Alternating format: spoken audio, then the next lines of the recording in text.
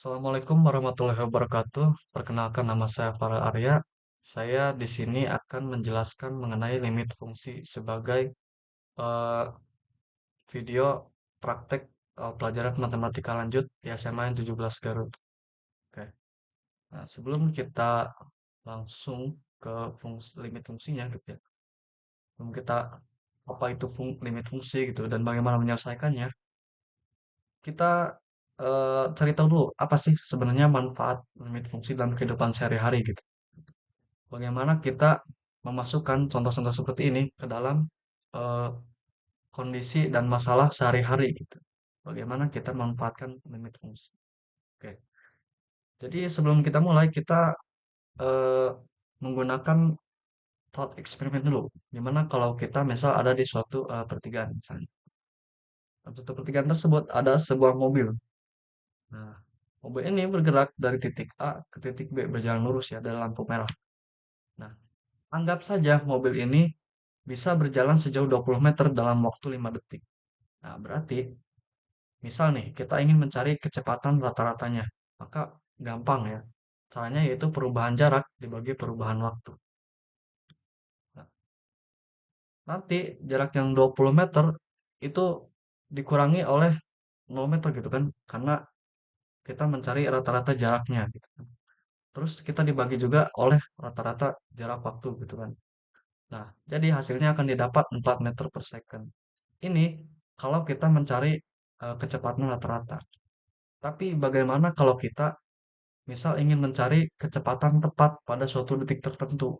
Misal detik ketiga kecepatannya berapa nih? Karena kan pada kenyataannya mobil berjalan itu tidak konstan satu detik 4 meter per second. Tapi ada melambat, ada mempercepat. Nah, gimana caranya supaya kita tahu gitu kecepatannya yang sesuai pada detik tertentu? Mungkin kita akan berpikir bagaimana kalau kita masukkan ke rumus yang tadi aja gitu kan. Gimana kalau kita masukkan seperti ini? Jarak T kedua dikurangi jarak T ke satu gitu kan, dibagi sama waktu kedua sama waktu ke satu gitu kan.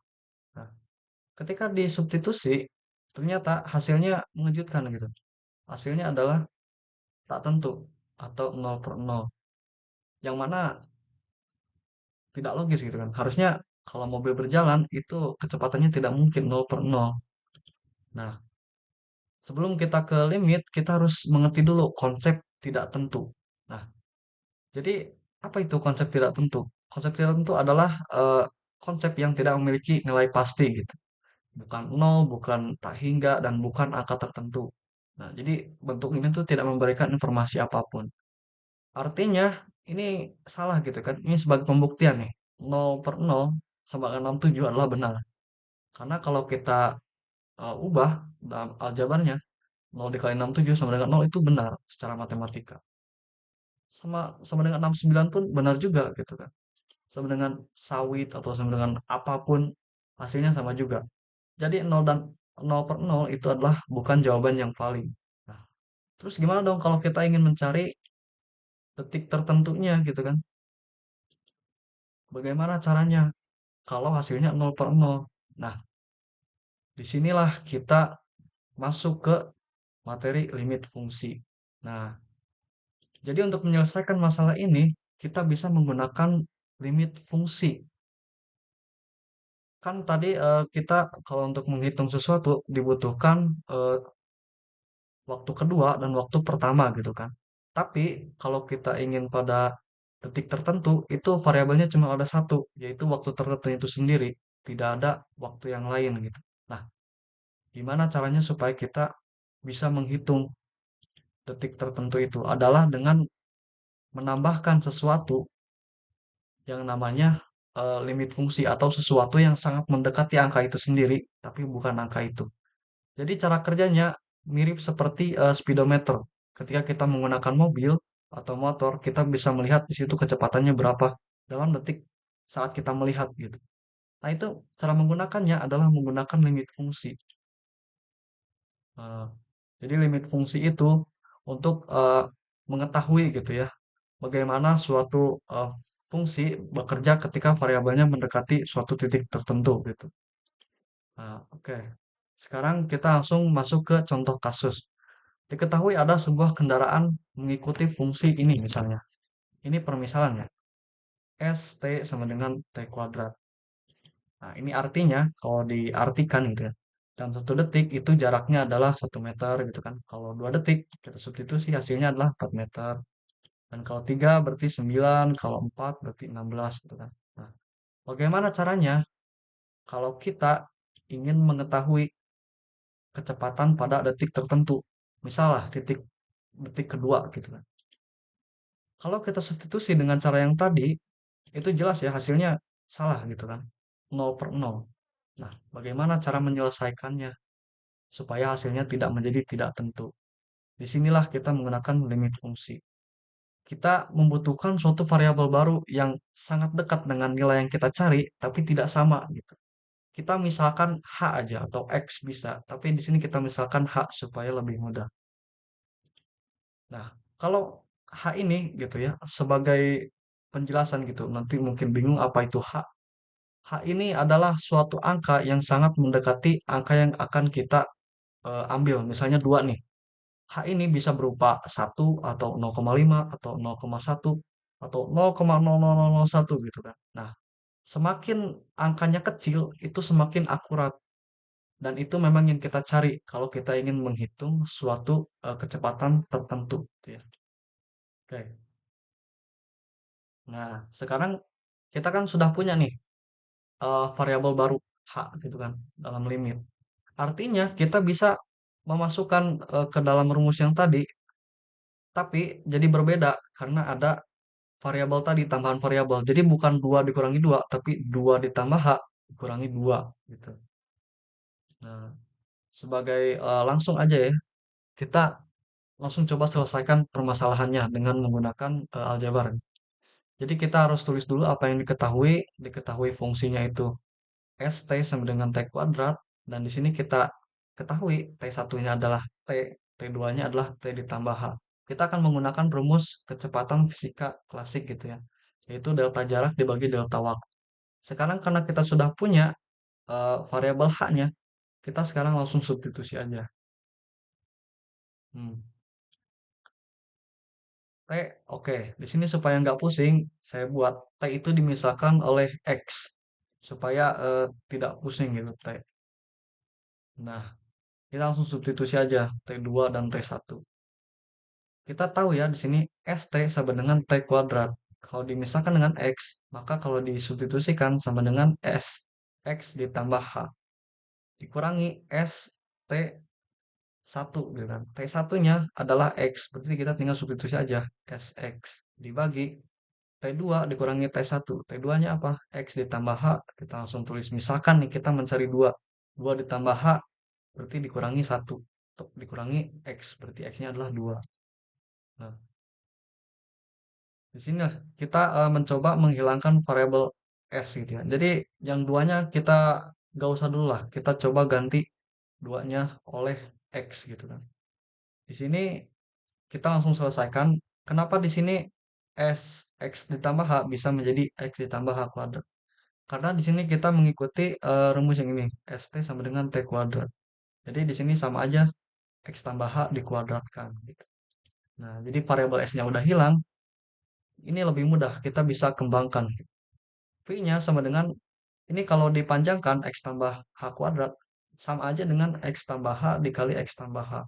Kalau kita dikali pelangi gitu kan, X kali X, ditambah X kali H gitu kan, hasilnya akan jadi seperti ini, X kuadrat ditambah 2XH ditambah H2 dikurang X kuadrat.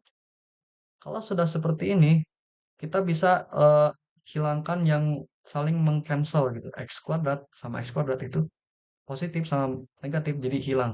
Jadi kita langsung 2XH ditambah H kuadrat per H. Nah, kalau udah seperti ini, kita difaktorkan supaya bisa dicoret H-nya. Jadi supaya lebih gampang juga dalam menghitungnya. Dan kalau sudah seperti ini, didapatlah fungsinya, rumusnya, yaitu 2X ditambah H.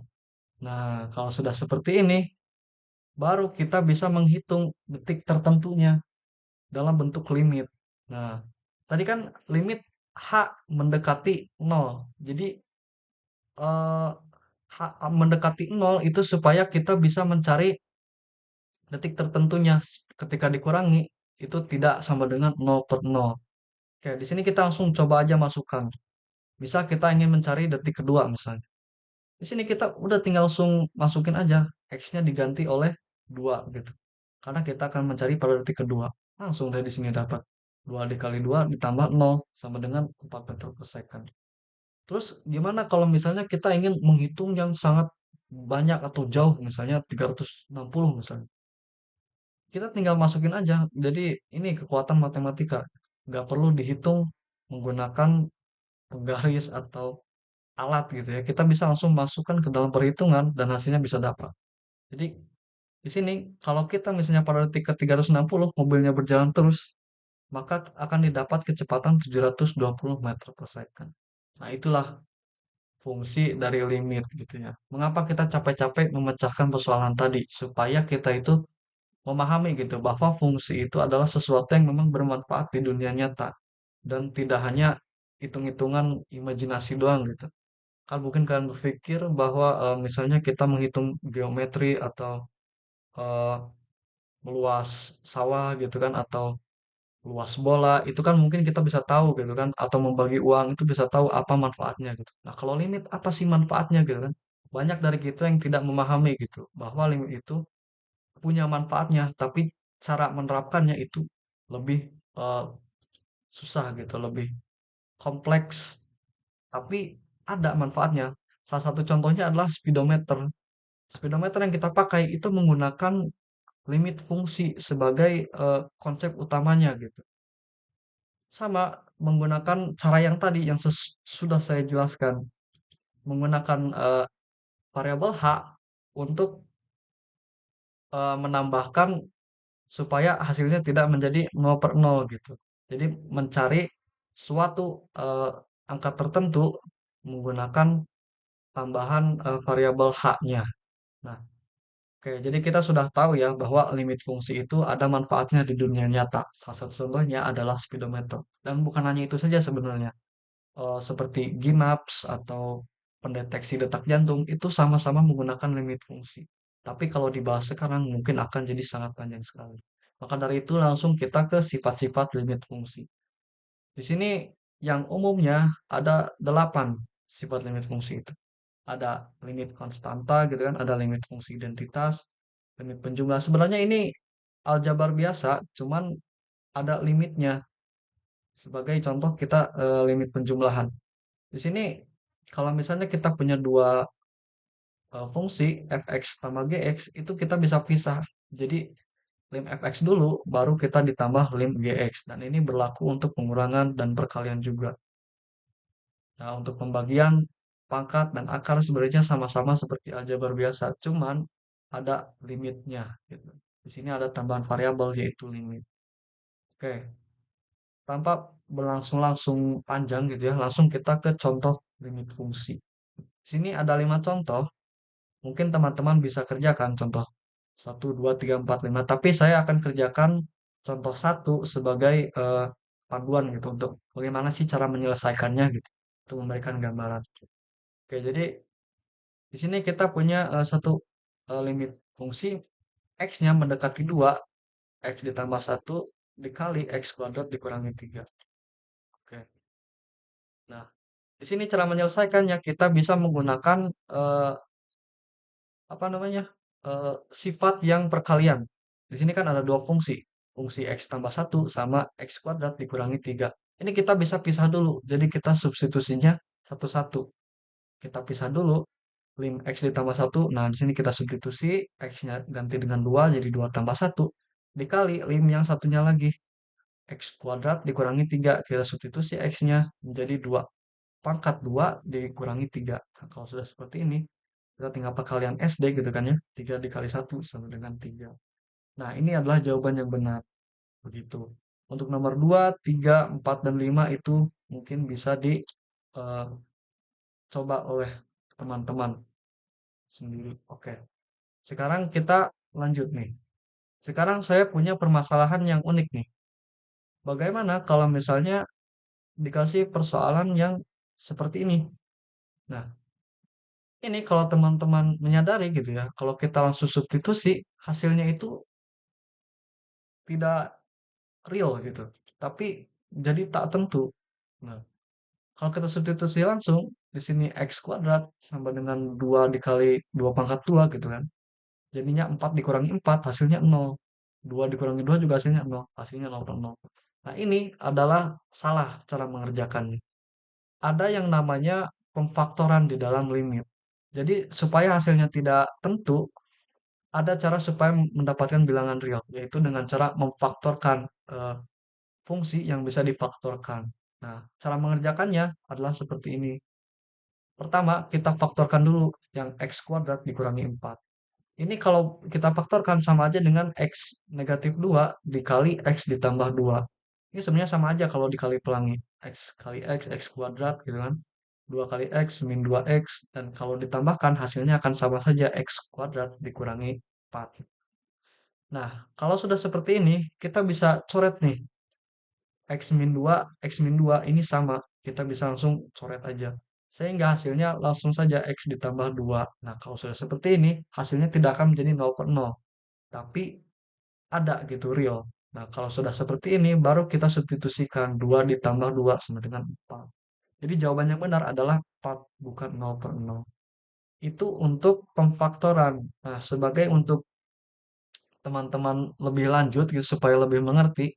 Di sini saya sudah menyiapkan contoh, contoh kedua dan ketiga bisa dicoba sendiri. Ya.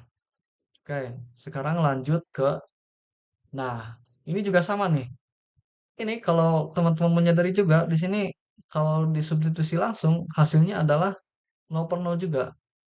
Di sini akar 4 adalah 2. Kalau 2 dikurangi 2, 0. Dan sini 4 juga. Kalau 4 dikurangi 4 sama dengan 0. Nah, jadinya tidak tentu. Dan ini salah juga. Nah, gimana caranya sih mengerjakan kalau yang kayak begini gitu, yang ada akarnya? Caranya bisa dengan dikali sekawan gitu. Jadi dikali dengan yang sama gitu. Di sini kita punya fungsi 1x akar x dikurangi 2 per x min 4. Kita bisa dikali sekawan dengan x min 2 ini, tapi diubah menjadi positif gitu. Nah, kalau sudah seperti ini, kita bisa langsung dikerjakan gitu.